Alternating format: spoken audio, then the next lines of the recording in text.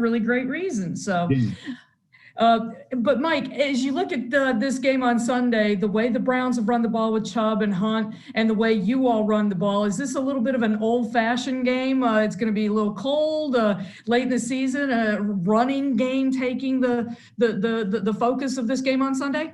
I mean, I think both teams obviously will do what they have to do to try to win the football game. We've tried to establish an identity, and they certainly have as well. It's been it's been really, I think it's always a challenge to watch, prepare for teams that are really good at something and continue to do it. To give their coaching staff and their players a lot of credit. They do a great job of not only blocking, but their backs are excellent with vision and their strength and the amount of people that they, the tackles that they're able to break and the extra effort that everybody puts forward to try to get those guys yards. And then, they complement it with the boot game and play action and Baker's movement outside the pocket. Jim? And to kind of following up on Baker, what is he doing a lot better now in the last several games to avoid making turnovers? And how much different is a quarterback is he compared to when you faced him last year? Well, it was such a long time ago. I mean, I think that, he's settled into this scheme and what they're asking him to do. He's doing a lot of good things at the line of scrimmage, getting him into good plays that they run a run. You can see his operation. So I think he's just a lot more comfortable there. And he has taken care of the football, which has allowed them to be, at the top of the turnover margin in the league. Kayla? Hey, Coach. Looks like they'll get back Myles Garrett for this game, and I know he's a beast back there. Just what does he do so well, and how does he do it? It's just his skill set. I think his natural God-given ability of just length, athleticism, speed, power, body control, body lean. He's forced 4 fumbles. And just he's got a great skill set, and I think as you watch him, he's just continued to just have an understanding of his improved instincts, when to come under, when to be able to corner. I think some of the times you struggle as a pass rusher. You always hear, hey, don't be behind the quarterback, don't be behind the quarterback. And I think with him, he has an ability to take that edge and be able to corner and turn and reach for the football. So very, very similar to a player like Simeon Rice. I remember always watching him corner and be able to get the football out, but never be too far behind the quarterback. John Glennon? Hey, Mike. If I remember correctly, it seemed like one of the goals for Amani Hooker this year was to maybe be a little bit more of a presence, to make a little bit more of an impact out there. I wonder, he's got 3 picks. It seems like some big hits too. I wonder if you're seeing more of that in regards to Amani this season. Yeah, I think we are, and I think that his, hopefully we can continue to work him in and see if we can play all 3 of those guys, or find ways to rotate. And I think that he's one of those players that's continued to improve and has earned the right to play some, and that's a testament to him. As he continues to develop, that's the hope there, that you continue to improve as you work your way through this league. Sure. One other on Tannehill.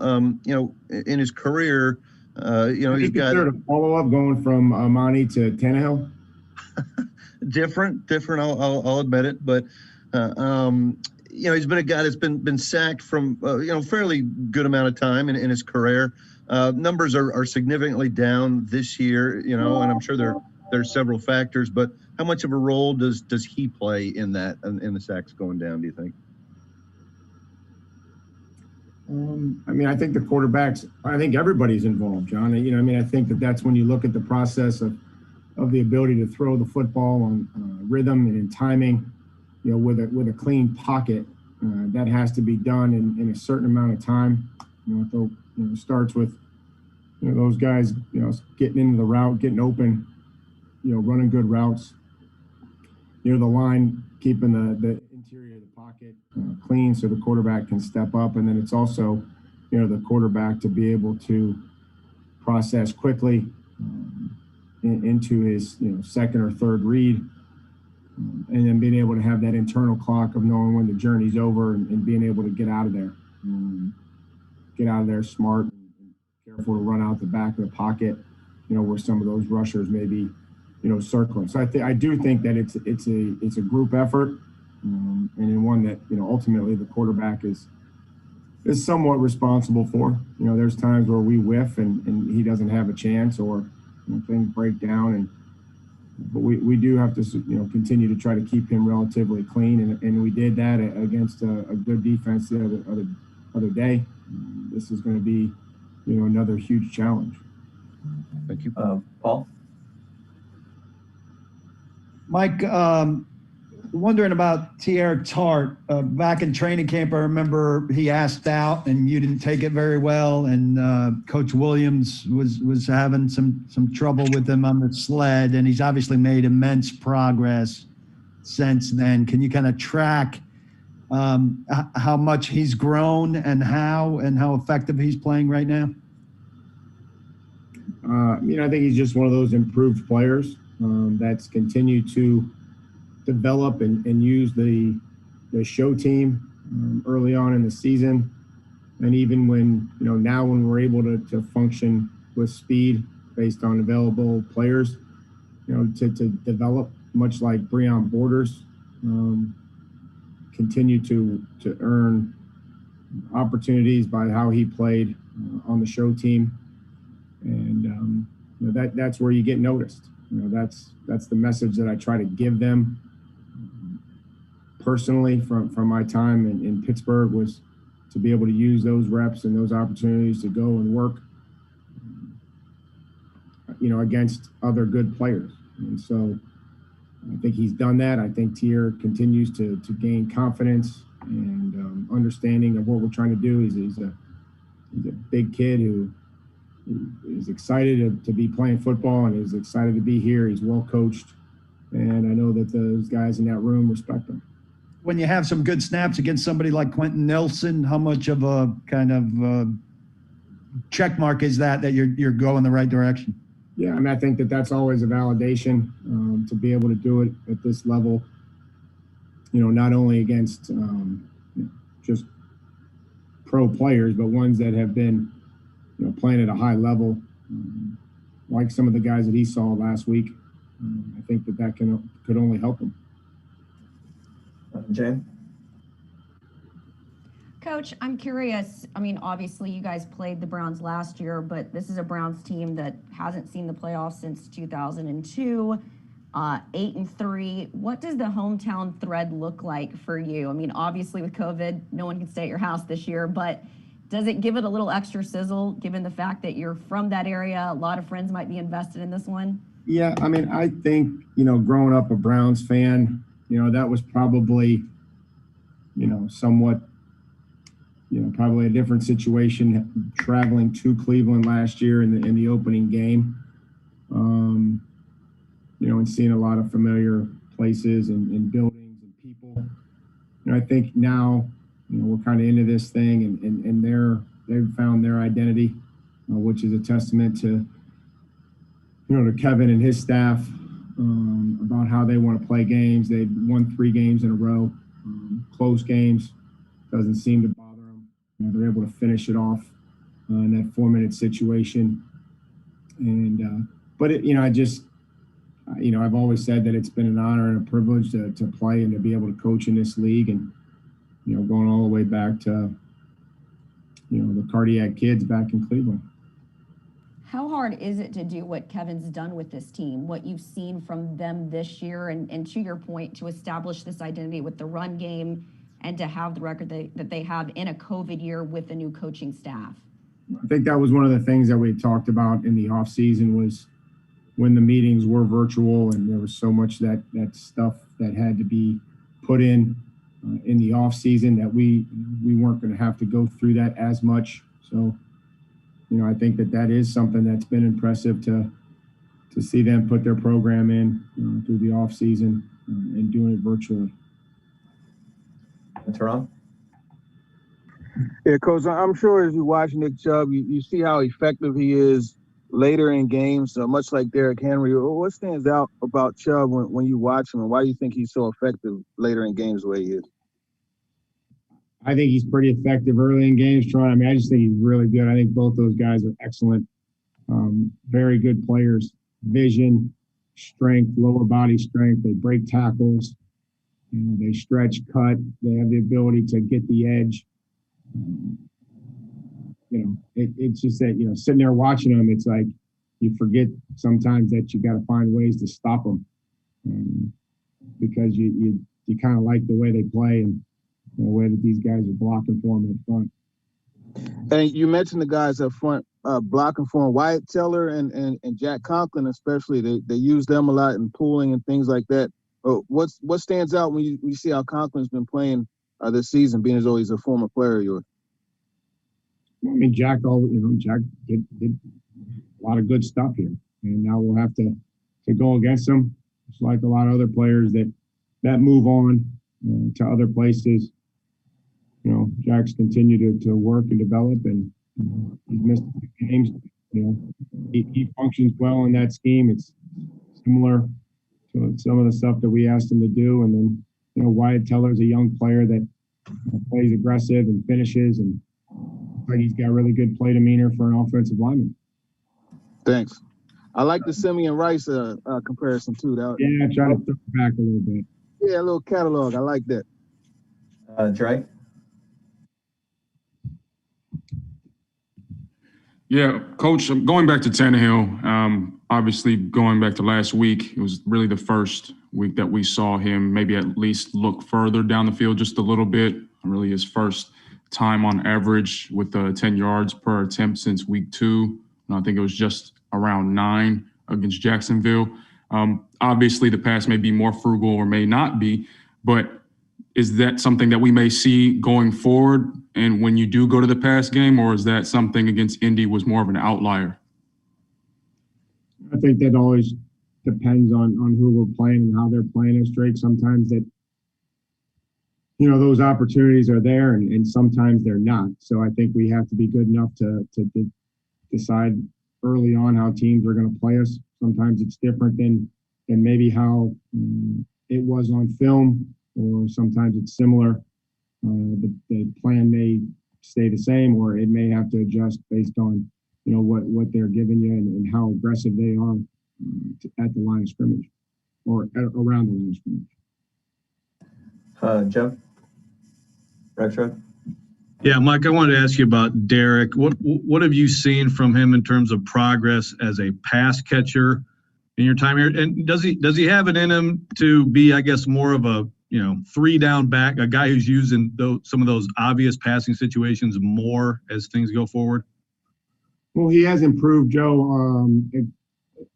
Just catching the football. We have to be able to throw the ball to him. We've talked about that. You saw what, a simple check down or just a wide route against the Texans was able to do to help us, win the game.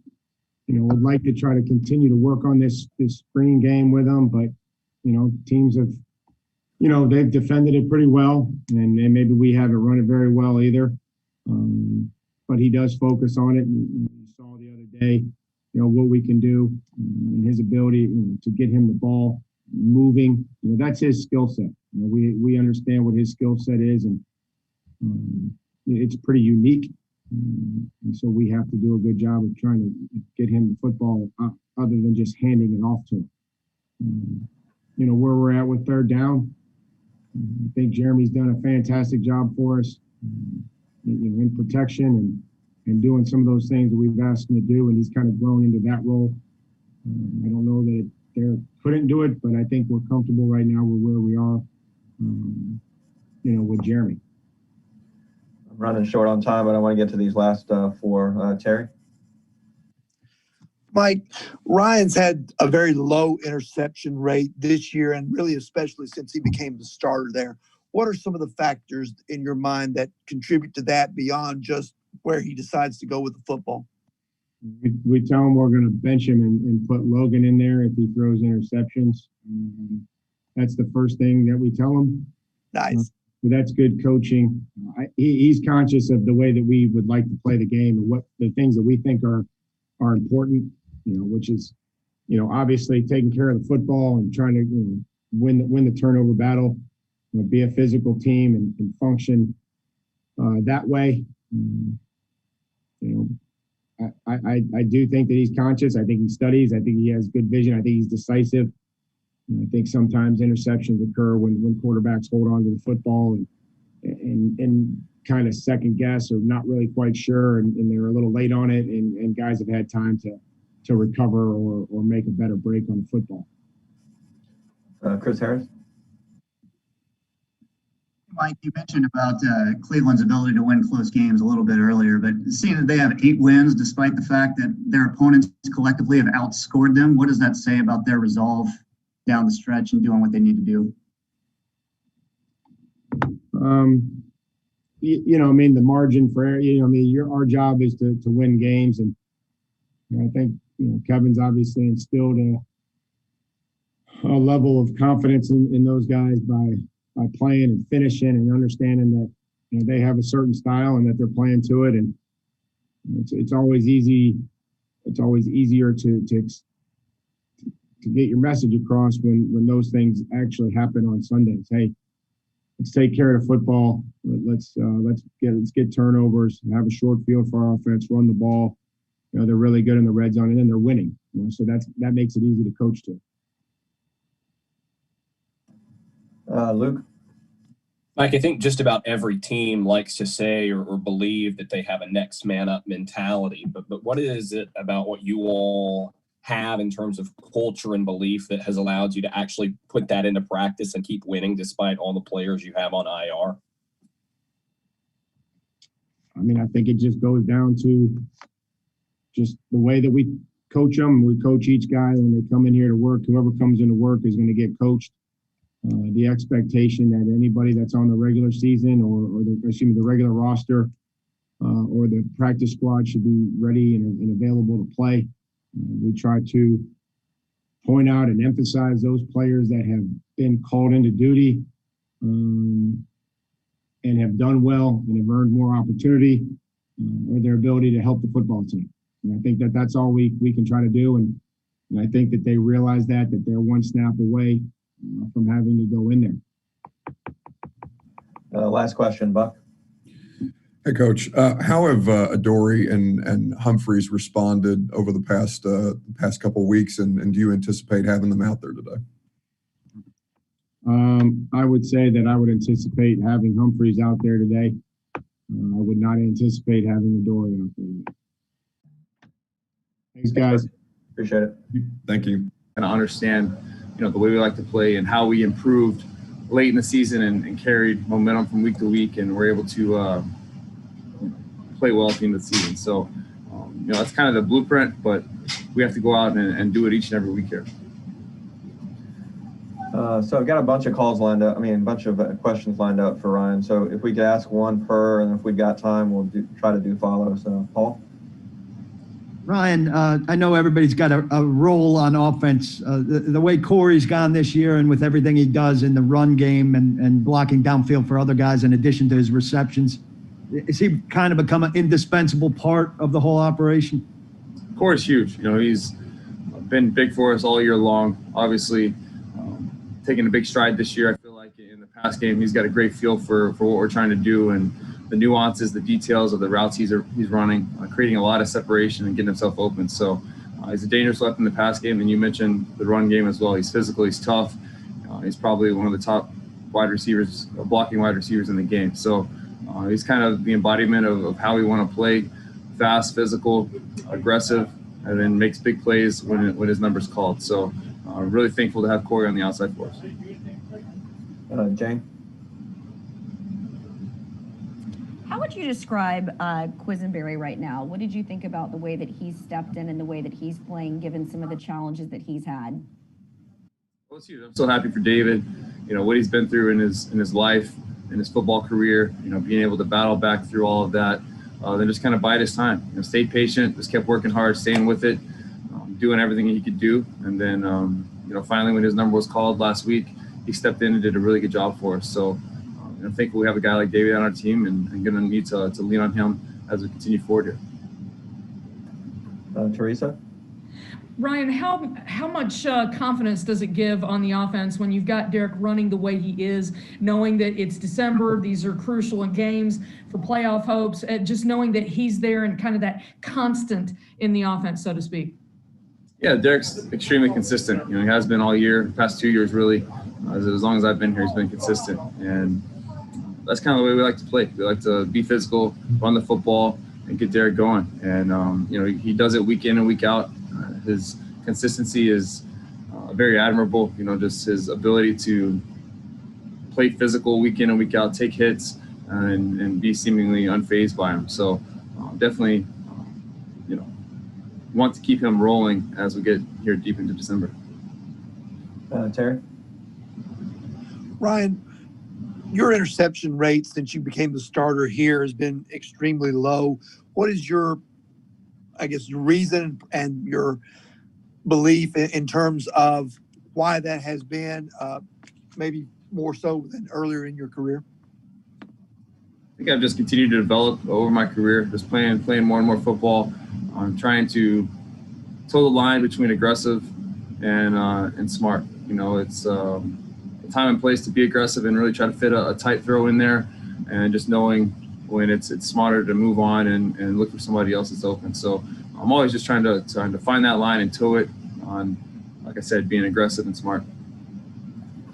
Gentry? Yeah, Ryan, it's, most teams will say they want to adapt a physical mentality. But in terms of what you guys have been able to do, and to an extent the Browns as well, how much of this is a function of, identity or versus personnel? In other words, not everybody has Derrick Henry. I think it all starts up front, honestly, and it kind of goes from there. And it's not something you can just say that you want to do. You have to have the guys who are willing to go do it. So it starts up front. Our receivers are huge in the blocking game for us. A lot of teams don't ask their receivers to go be physical and dig out safeties and finish longer than the guy has the ball. But that's a pillar of our program, and our guys have bought into it, and it's paying off for us. So, Derek obviously is physical and tough and gets going, but I think it starts with the guys in front of him that are opening up lanes. And then obviously, Derek has some rare talent that enables him to take advantage of the opportunities that the other guys have given him. John Glenn? Hey, Ryan, we've seen a couple times, or maybe a few times this year, where AJ will just kind of take what seems to be sort of a routine cross, 10, 12 yards over the middle, and boom, 60 or 70 yards into the end zone. What allows him to do that, so much better than many other receivers in the NFL? Is it separation? Because, it's not doesn't seem like it's not necessarily blinding speed for him. He plays fast. He's faster, I think, than people give credit for. And then he plays fast once he has the ball in his hands. A lot of guys, especially over the middle, will slow down a little bit once they get the ball in their hands and try to see where people are at. Where AJ, he plays fast. As soon as the ball hits his hands, he hits another gear, speeds up actually, and he's so big and strong that the guys don't really want to tackle him. So it's definitely a weapon for him, and he's proved it time and time again. Thanks. Drake? Yeah, Ryan, going back to how things panned out last week against Indy, you were a little bit kind of looking further down the field. It's almost you were probably around 10 yards per attempt, which is something that was a little bit different than obviously the past games this season.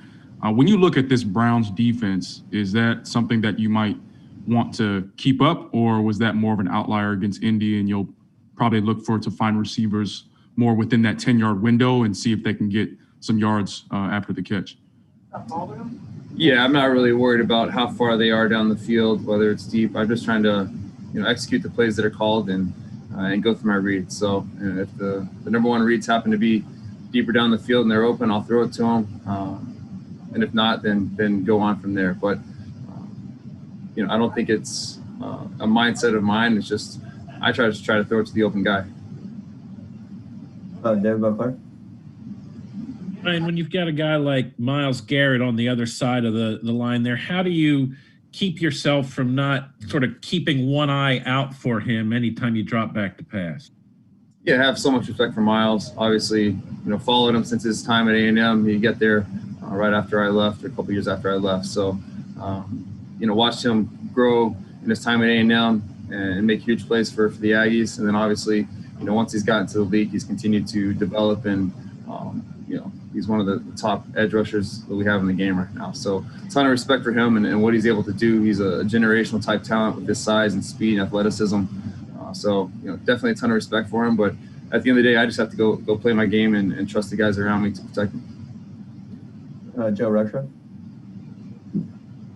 Yeah, Ryan, I wanted to ask you a little bit about Derek as a pass catcher. I know you guys don't use him a lot in that way, but a little bit more in the last game. And even in the Baltimore game, there was a little play where he sort of flared out, and it looked like the defense kind of reacted to that. How much of a weapon is he even just as a threat, and then the occasional swing pass just to get him the ball, a little bit of space? Yeah, anytime that Derek has the ball in his hands in space, it's trouble for the defense. So, most of the time we're going to be handing it to him, but we do have the ability to get it out to him either on a drop back or, at the end of your game. To the Texans game, he caught a little swing pass and went, 50 yards or so. So he's definitely a weapon for us. I think the defenses have to honor that. If they don't, then we'll take advantage of it. Luke? Right, you talked a little bit on Sunday after the game about the next man up mentality that this team has, and Vrabel was saying that one of the reasons that it's so persistent is that he and the coaches make a point to, preach it throughout the team. How do you see that? What's your role in that, and that sort of culture sort of percolating throughout the team? Yeah, it has to be our mindset. It's a physical, tough sport, and unfortunately, guys are going to go down. You hate to see it, you don't want it to happen, but the injury rate in football is 100%, and you have to have that mentality. You want to be able to continue to improve and excel. You can't dwell on guys that go down. So that's kind of our mindset. Obviously, we care about guys who go down and don't want to see it happen, but especially in the heat of the moment, we got to have that next man up mentality. Someone has to step in there. That's why they're here, is to step in and do their job. And guys have done that. They've stepped in and played huge for us. Buck? Yeah, Ryan, if I could go back to Rexrod's question about Derek in the passing game, Mike said he wanted to get Derek more involved with the screens and maybe executing them a little better than you guys have at this point this year. What goes into executing a screen as well as you guys have in the past? Yeah, screens are basically an all-11 thing. Everyone has to work together. The timing has to be right. The blocks have to be right. The guy catching the screen has to be right. The throw to the tight end or back or receiver, whoever it may be, has to be in the right location. So it's really a function of everything kind of working together. If you have one guy, one block off, the screener's not in the right spot, the throw is on the wrong side of his body, he has to turn the wrong way, it all works against you. So screens are definitely one of those things where everyone has to be working together and doing their job precisely in the right timing. And if you do, then it's a thing of beauty. You have some opportunities for some big plays. So we've been close several times this year, really close for some huge plays a couple times, and just been a hair off. So you need to be able to just clean those details up and all be on the same page. Last one, Teron. Yeah, Ryan, you and Jonnu Smith haven't been able to connect as much as earlier this year. Is there anything behind that? How do you get that connection going again?